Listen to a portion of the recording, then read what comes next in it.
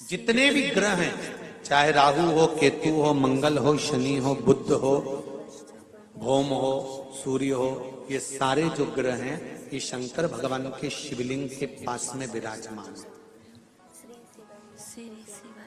शिवलिंग के पास में विराजमान। कभी मौका मिल जाए, विवाह शादी में देरी हो रही हो, या कोई नया कार्य चालू कर रहे हो उसमें देरी हो रही हो, या कोई सर्विस के लिए, नौकरी के लिए जा रहे हो और वो कार्य नहीं हो रहा हो, तो एक धतूरा, केवल एक धतूरा, उस धतूरे को फोड़कर उसके अंदर का फल निकालना, उस फल को शिवलिंग पर चढ़ाकर एक लोटा जल शंकर भगवान को समर्पित करो। उसके बाद में आप विवाह के लिए अगर समर्पित करे हैं तो विवाह में देरी नहीं होगी। व्यवसाय और व्यापार के लिए या नौकरी के लिए समर्पित करे हैं तो उसमें देरी नहीं होगी। एक पत्र में आया है, सुनिए, बड़ा सुंदर संवाद। मकान से कभी अंदाजा नहीं लगा सकते कि ये मकान में रहने वाला व्यक्ति कैसा है। इसका धन देखकर, उसका वैभव देखकर, उसकी संपदा देखकर अंदाजा नहीं लगा सकते। पर शिव महापुराण की कथा कहती है, किसी का मन देखकर, किसी का चित्त देखकर, उसका व्यवहार देखकर अंदाजा लगाया जा सकता है कि व्यक्ति कैसा है। हम हमेशा एक बात कहते आए हैं, आज फिर आपको कह रहा हूं, आप अपने जीवन में उतारना इस बात को। किसी धनपति के घर में शादी हो, किसी पैसे वाले के घर में शादी हो, किसी धनपति के घर में शादी हो, और एक किसी साधारण व्यक्ति के घर में शादी हो, किसी सहज व्यक्ति के घर में शादी हो, और दोनों की शादी एक ही दिन हो, एक ही तारीख को हो, तो दोनों जगह जाना, अंदाजा लगा कर आना कि पैसे वाले के यहाँ शादी में जाओगे तो केवल दरवाजे पर वेलकम किया जाएगा, उसके बाद तुमसे कोई नहीं कहेगा कि तुमने कुछ खाया कि नहीं खाया। पर किसी साधारण गरीब व्यक्ति के यहाँ शादी में जाओगे तो वो तुम्हारे लिए आसन लगाएगा, पानी भरेगा, पंखा झेलेगा और तुम्हें भोजन कराएगा।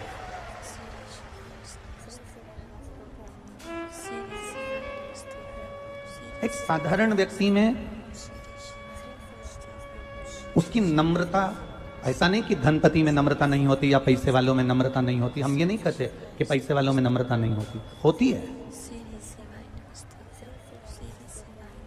पर यदि नम्रता का दर्शन यदि करना है, मान सम्मान का यदि दर्शन करना है, नम्रता का दर्शन करना है, मान सम्मान का दर्शन करना है, आदर का दर्शन करना है, तो आप किसी साधारण व्यक्ति का दर्शन कर सकते हैं। एक बात आपसे पूछेंगे, एक बात का अंदाजा आप लगाइएगा। राम जी के मंदिर में 56 भोग लगते हैं,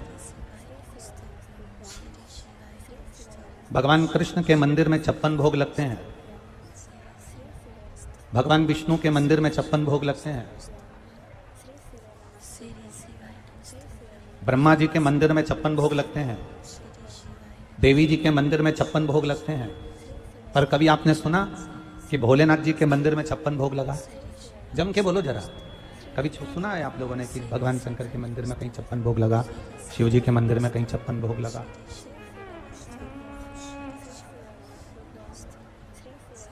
शंकर भगवान के मंदिर में 56 भोग की जरूरत भी नहीं पड़ती। कारण क्या है? शिव जी के मंदिर में 56 भोग क्यों नहीं लगता?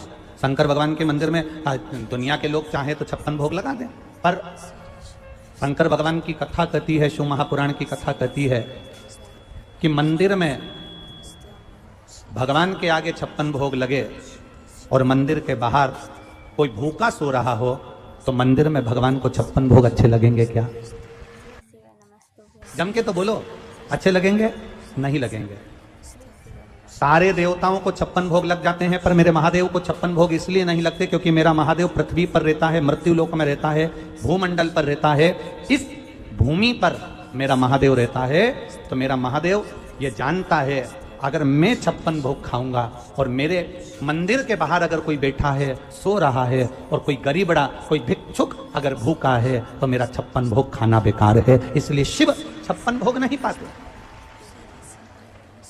शिव महापुराण की कथा कहती है भोलेनाथ को 56 भोग भले ना चले, पर भोलेनाथ एक कृपा जरूर करते हैं, मेरा शंकर भगवान 56 भोग नहीं खाता, मेरा शंकर भगवान धतूरा पा लेता है, मेरा शंकर भगवान भांग पा लेता है, मेरा शंकर भगवान बेल पा लेता है, पर मेरा भोलेनाथ 56 भोग नहीं पाता।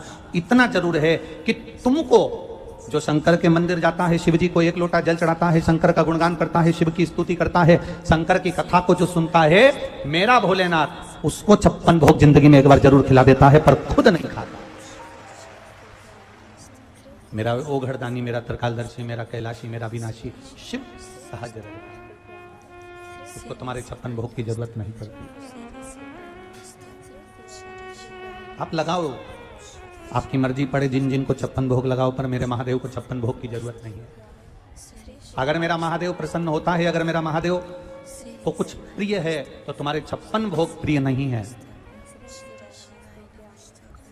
मेरे महादेव को अगर प्रिय है तो तुम्हारा बहुत सारा पकवान प्रिय नहीं है। मेरे महादेव को प्रिय है तो तुम ढेरों लड्डू, पेड़ा, गुलाब जामुन, इमरती, भजिया, पकोड़ा सब ले आओ, मेरे महादेव को प्रिय नहीं है।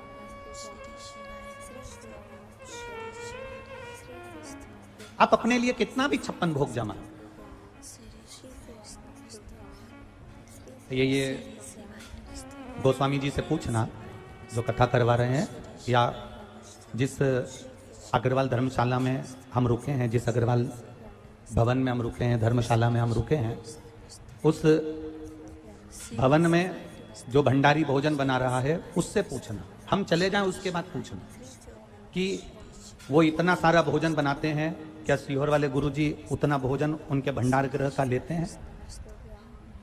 हमारा ब्राह्मण खुद एक मूंग की दाल बना देता है, एक हरी सब्जी पालक या लौकी या तुरई या गिलकी बना देता है, और 2 रोटी सुबह की हो जाती है, 1.5 रोटी शाम की हो जाती है, और पकवान पूरा हो गया, समझ लो। ये आनंद था। आपने कितनी रबड़ी बनाई, आपने कितना लड्डू बनाया, आपने कितना सामान लेकर आए, आप कितना पकवान बना रहे हो, हमें उससे कोई मतलब नहीं। हमारी 2 रोटी भली, मूंग की दाल भरी और एक सब्जी भरी, बस उतना। और हमारा जो ब्राह्मण देव भोजन बना दे, बस वो 2 रोटी प्रेम की जो पाई उसका सुख। मेरा महादेव, मेरा शिव, मेरा ओघड़दानी, मेरा त्रिकालदर्शी, मेरा कैलाशी, मेरा विनाशी, मेरा शंकर, देवाधिदेव महादेव, मेरा देव घर वाला 56 भोग नहीं पाता। उसका एक नियम है, मैं 56 भोग खाऊंगा, और मेरे मंदिर के बाहर अगर कोई भूखा सो रहा है तो मेरा 56 भोग खाना ठीक नहीं है। मेरा महादेव कहता है मैं भांग खा लूंगा, मैं धतूरा खा लूंगा, मैं बेल खा लूंगा, मैं बेल का फल पालूंगा, पर 56 भोग तुम्हारे भाग्य में लिख दूंगा, तुम्हारी किस्मत में लिख दूंगा कि तुम आनंद पाओ, तुम सुख।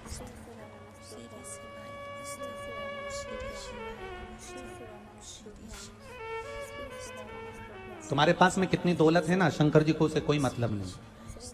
तुम्हारे पास में कितना वैभव है ना, देवाधिदेव महादेव को उससे कोई मतलब नहीं। तुम्हारे पास में कितनी 4 व्हीलर गाड़ी है ना, उससे महादेव को कोई मतलब नहीं। महादेव को अगर मतलब है तो केवल तुम्हारी भक्ति से मतलब है, केवल भक्ति। और जो भगवान शंकर की अविरल भक्ति, एक कबीरदास जी का बड़ा सुंदर चरित्र आता है। कबीरदास जी के घर के पास में, कबीरदास जी के झोपड़े के पास में, घर के पास में एक नाचने वाली नर्तकी ने, एक नाचने वाली, सबको प्रसन्न करने वाली नर्तकी ने अपना घर कबीरदास जी के पास में बना लिया। अब कबीरदास जी के यहाँ तो संतों का डेरा लगा रहता था, कबीरदास जी के यहाँ तो साधु संत पड़े ही रहते थे। जो टोली आती थी वो कबीरदास जी के यहाँ चली जाती थी, और वहां पर कबीरदास जी के यहाँ रहते, भजन करते, भोजन करते, चले जाते।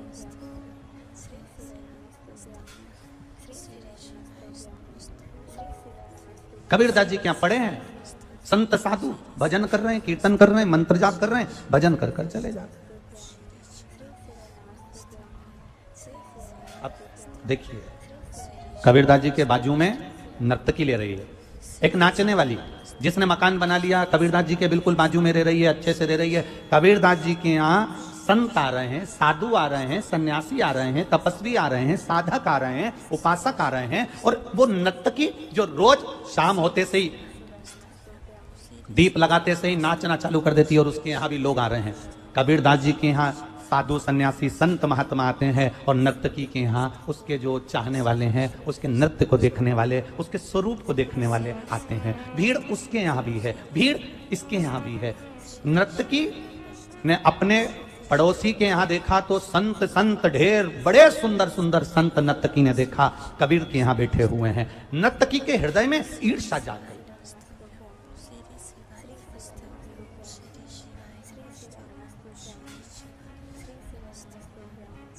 जिसके अंदर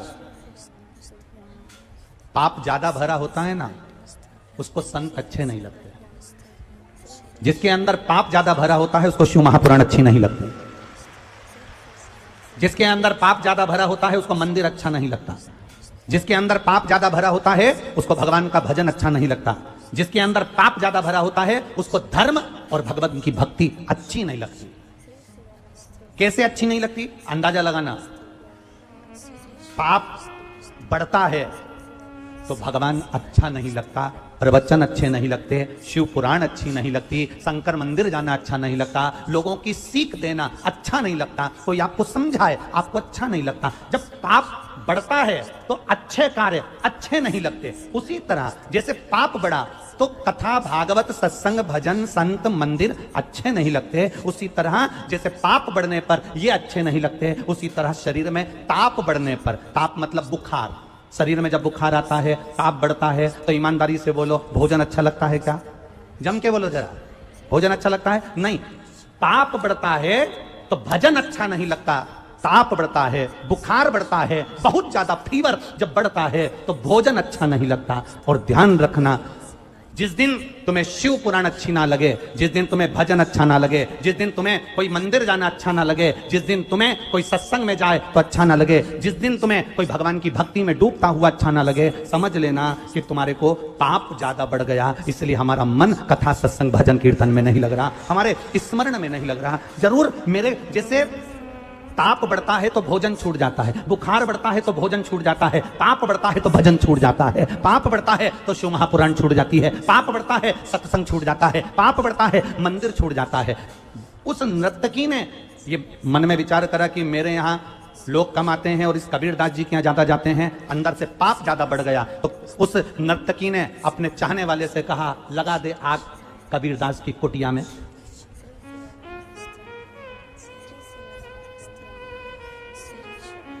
नर्तकी ने अपने चाहने वाले से कबीरदास जी की कुटिया में आग लगाई। कबीरदास जी की कुटिया धधक धधक कर जल रही थी। कबीरदास जी से किसी ने कहा तुम्हारा मकान जल रहा है। कबीरदास जी बोले जलने दो, क्या करें, जल जाए तो जल जाए, उसने बनवाया था, उसी ने आग लगा दी, अपन क्या कर सकते।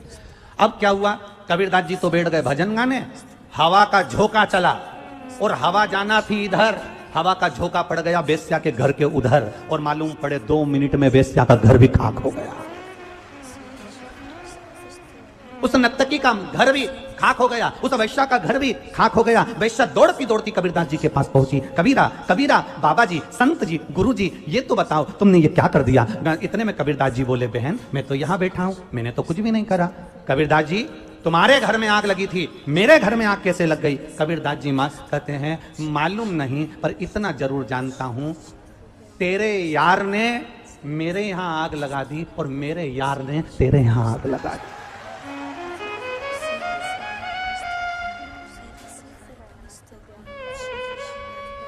तेरे यार को तो घासलेट के तेल की जरूरत पड़ी थी, माचिस की जरूरत पड़ी थी, मसाल की जरूरत पड़ी थी, पर मेरा जो यार है उसको किसी चीज की जरूरत नहीं पड़ती। जब वो आग लगाता है तो लोग देखता रहता। इतनी चाहत।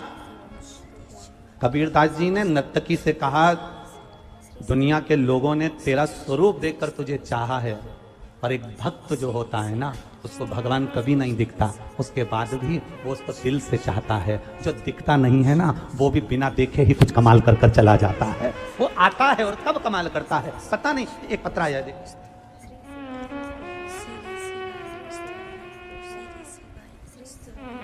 मेरा नाम रुचि पांडे है, पति का नाम मिथिलेश पांडे है, मोहल्ला माल गोदाम रोड, वार्ड संख्या 12, खगड़िया की निवासी हूं। कहीं बैठी हैं आप? ही हैं? हाथ हिला दो एक बार। मेरा नाम रुचि पांडे है, पति का नाम मिथिलेश पांडे है, मोहल्ला माल गोदाम रोड, वार्ड संख्या 12, खगड़िया के निवासी हूँ गुरुदेव। बाबा की महिमा का क्या बखान करूँ गुरुदेव। मेरी शादी 2015 में हुई थी। 2015 में शादी हुई, संतान की प्राप्ति नहीं हुई गुरुदेव। सारे डॉक्टरों से इलाज करवाया पर संतान का सुख नहीं हुआ। बड़े बड़े डॉक्टरों को दिखाया, टेस्ट बेबी करवाया पर संतान का सुख नहीं हुआ गुरुदेव। पर आपकी शिव महापुराण की कथा पहली बार सुनना प्रारंभ करी और उसमें ऐसा मन लगा कि बाबा से दिल से टीवी के सामने प्रार्थना करी, बाबा मेरी गोदी भर दो, मुझे संतान दो। बाबा गुरु जी की कृपा और शिव की कृपा से मैंने पशुपतिनाथ का व्रत करना प्रारंभ करा। सफेद आंकड़े की जड़ को कमर में बांधा, शंकर को जल चढ़ाती, आचमन करती, बेलपत्र चढ़ाती, उसको पाती। बाबा की कृपा का मैं क्या बखान करूं गुरुदेव। मैंने 2 बार पशुपति व्रत करने के बाद बाबा से जो प्रार्थना करती रही, एक बार में काम नहीं हुआ, दूसरी बार करा, बाबा ने ऐसी कृपा कर दी, मेरे दोनों पशुपति व्रत का फल मुझे दे दिया और मेरी गोदी में 2 संतान दे दी। दोनों को लेके आई हो, लिया लिया लिया। मेरे यहां बाबा ने दोनों पशुपति व्रत का फल दिया, एक बेटा और एक बेटी मेरी गोदी में डाल दिया। ये शिव तत्व है, ये शंकर। 2015 से मेरे यहां संतान नहीं थी गुरुदेव। सारे डॉक्टरों का इलाज करवाया पर सुख नहीं। शिव कथा कहती है, खाली ना जाता कोई दर से। देखो ऐसे काम नहीं चलेगा, बिहारी इतना धीमा बोले अच्छा नहीं लगेगा। बिहारी की आवाज तो बड़ी बोल्ड होती है हर जगह पे, तो तुम धीमा कैसे हो गए। जरा अच्छे से बोलेंगे, खाली जाता कोई दर से तुम्हारे, खाली ना जाता कोई दर से तुम्हारे, मैं भी खड़ा हूँ नन्ही बाहें पसारे, अपने हृदय से लगा लो, गिरी जा रही हूँ, उठा लो, प्रभु अपने दर से अब तो न टालो, गिरा जा रहा हूँ, उठा लो। देवादिदेव महादेव से प्रार्थना करें, हम शिव की भक्ति करें, हमारा विश्वास पक्का होगा तो ये निश्चित है मेरा देवादिदेव महादेव थोड़ा नहीं देता। देवता देते हैं पल्ला झाड़ कर और महादेव देता है छप्पर फाड़ कर। वो कम नहीं देता, कम कभी दिया ही नहीं। उसकी भक्ति का बल बढ़ा है, उसका विश्वास बढ़ा है। याद रखिए, पाप बढ़ता है, पाप अगर बढ़ता है तो भजन अच्छा नहीं लगता। पाप बढ़ता है तो शिव पुराण अच्छी, पाप बढ़ता है तो सियोर वाला महाराज भी अच्छा नहीं लगता। समझ लेना कि पाप थोड़ा ज्यादा बढ़ गया है, इसलिए सत्संग, भजन, संत, कीर्तन, स्मरण अच्छा नहीं लगता। जांच करो अपने शरीर की। बुखार बढ़ता है तो भोजन अच्छा नहीं लगता, ताप बढ़ता है तो भोजन अच्छा नहीं लगता, और पाप बढ़ता है तो भजन अच्छा नहीं लगता। करिए।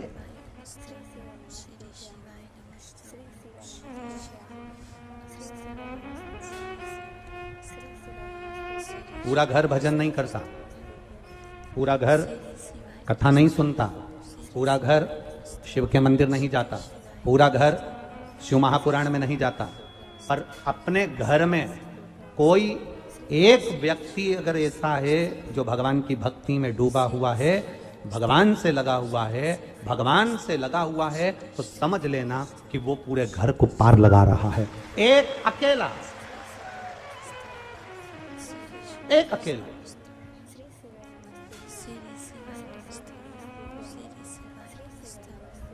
किसी ने कहा गुरुजी आप कहते हो कि शिव महापुराण की कथा सुनने वाले, शंकर का भजन करने वाले, शिव महापुराण कथा श्रवण करने वाले, शंकर के मंदिर में जाने वाले, शिव जी पे 1 लोटा जल चढ़ाने वाले, इनकी 71 पीढ़ी तर जाती है। आप कह रहे हो 71 पीढ़ी तर जाती है, हम कह रहे हैं हाँ शिव महापुराण वर्णन करती है, उसमें क्या दिक्कत है? ऐसा होता है। हमने कहा एक बात बताओ, तुम्हारे कुल में, तुम्हारे परिवार में, तुम्हारे घर में नहीं, तुम्हारे काका बाबा रिश्तेदार में अगर कोई मर गया तो उसकी सूतक तुमको लगेगी कि नहीं लगेगी? अरे बोलो, जम के बोलो, लगेगी ना। 5-6 पीढ़ी में कोई मर गया, सूतक तुमको लगेगी। 5-6 पीढ़ी में किसी के यहाँ बच्चा हो गया, बेटा हो गया, सावड़, तुमको लगेगी कि नहीं लगेगी? लगेगी ना। जब तुम्हारे 7 पीढ़ी में अगर कोई मरता है तो सूतक तुमको लगती है, उसी तरह जो 1 लोटा जल चढ़ाता है उसके पुण्य का आनंद 71 पीढ़ी तक चले जाता है। ये कोई साधारणता नहीं तुम्हारा। पुण्य 71 पीढ़ी तक जाता है, 71 पीढ़ी। आपका करा गया भजन, आपका किया गया कीर्तन, आपका किया गया मंत्र जाप, आपका किया गया नाम जाप, आपका किया गया स्मरण, ये आपकी कई पीढ़ियों को तार देता है, कई पीढ़ियों को।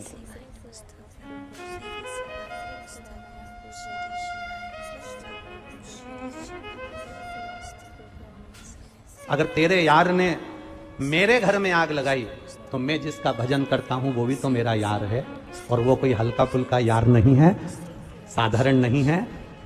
तेरा यार तो माचिस से आग लगाता है, वो माचिस भी नहीं पकड़ता, केवल नेत्र से देख लेता है और आग लगा देता है, वो कोई साधारण नहीं है। अकाल मृत्यु वो मरे जो काम करे चंडाल का, और काल उसका क्या बिगाड़े जो भक्त हो महा काल का। आप इतनी संख्या में आए हो, आज पूरा रोड जाम पड़ा हुआ है, तुम्हें भी आने में कम से कम रोड पे से कम आधा पौन घंटा लग गया होगा केवल जाम में से निकलने में। बोलो सही है कि गलत है? और अभी भी तुम इतने अंदर बैठे हो, उतने ही जाम में फंसे हैं। जितने बैठे हो ना इस ग्राउंड में, उससे कम 50% रोड में, ऑटो में, रिक्शे में, बस में, गाड़ियों में, ट्रैक्टर में, ट्राली में, ट्रैफिक में फंसे हुए उतने। और ये जाम अभी का नहीं है, सुबेरे 9 बजे से 8 बजे से जाम लग चुका था, और वो जाम में लोग धीरे धीरे, वो तो तुम ना जाने कौन सी किस्मत लेके आए हो तो यहां तक पहुंच भी गए हो। पूरा हाईवे जाम पड़ा हुआ है, पूरा हाईवे। और लोग हम पे इल्जाम देते हैं कि ये सीहोर वाला महाराज जब देखो जब जाम करवा देता है। अब हमने किसी से कहा कि तुम जाम लगाओ? अरे भाई, कल युग में शिव युग आया है, महादेव ये तेरा रक्षा है। अगर ये कलयुग में शिवयुग दिख रहा है, अगर ये कलयुग में इतने भक्त नजर आ रहे हैं, पंडाल छोटे पड़े जा रहे हैं, अगर कलयुग में कहीं कोई को सभा करना होती है ना, किसी अच्छे से अच्छे को भी, अगर विद्वान से विद्वान नेता को भी सभा करना रहती है तो 200-300 और खाना और गाड़ी सब लगी होती है, पर उसके बाद भी लोग सभा में नहीं पहुंचते। यहाँ तो 500 भी तुम्हारे लगे हैं और पंखा भी तुम्हारा है, और चलकर भी तुम पहुंचे हो, उसके बाद भी शिव की भक्ति में डूबे पड़े हुए हो। यह शिव तत्व, यह शिव की भक्ति है। और ये कथा तो कल समापन हो जाएगी, कल तो टीवी पर कथा 2 बजे से 5 बजे होगी, पर यहाँ पर जो खगड़िया में जो कथा होगी वो सुबह 9 बजे से 12 बजे हो जाएगी। ये कथा तो यहाँ कल 12 बजे विराम हो जाएगी, टीवी पे 2 से 5 देख लोगे। अब यहाँ टीवी पे जितने सुन रहे हैं ना राजस्थान वाले, उनके बैग तैयार हो चुके हैं पुष्कर राज आने के लिए। जितने राजस्थान के, ये केवल एक जगह का कम नहीं है। और तो राजस्थान वालों का भला हुआ, उनको 2 कथा मिली है, एक सावन के महीने में, एक पुष्कर राज में मिली है ब्रह्मा जी का। भारत की भूमि में केवल एक ही मंदिर है पुष्कर जी में, पूरे दुनिया में एक मंदिर ब्रह्मा का पुष्कर राज में। तो एक तो मिल गई पुष्कर राज अजमेर वालों को, और दूसरी मिल गई वो कथा 5 तारीख से चालू होगी, 11 तारीख को विराम होगी, 1 बजे से 4 बजे तक होगी। 11 तारीख को वो विराम होगी, 12 तारीख को अलवर राजस्थान में चालू हो जाएगी। तो ये 2 कथा राजस्थान वालों को मिल गई, और दोनों का समय 1 बजे से 4 बजे तक, 5 से 11 यहाँ चलेगी, 11 तारीख को वो पूरी होगी, 12 तारीख को वहां चालू होगी। भक्ति में डूबे हुए हैं।